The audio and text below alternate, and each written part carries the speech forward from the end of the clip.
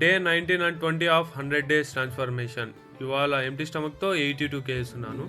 తర్వాత నా క్లాస్కి అయితే అటెండ్ అయ్యాను. ప్రాక్టికల్స్ ఉన్నాయి ఇవాళ. షోల్డర్ ఇంజరీ వల్ల అయితే మనం ఇవాళ వర్కౌట్ అయితే చేయలేదు. యాజ్ యూజువల్గా నా మీల్స్ కూడా కంప్లీట్ చేసుకున్నాను.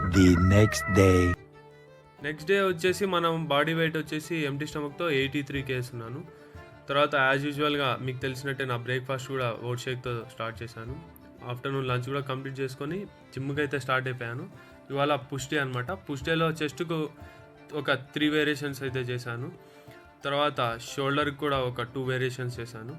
షోల్డర్కి వచ్చేసి 2 వేరియేషన్స్ వచ్చేసి న్యూట్రల్ గ్రిప్ ప్రెస్, తర్వాత వచ్చేసి లాటరల్ రైజెస్తో కంప్లీట్ చేసి నా జిమ్మేట్స్తో కలిసి కాసేపు పోజింగ్ అయితే ప్రాక్టీస్ చేశాను అనమాట.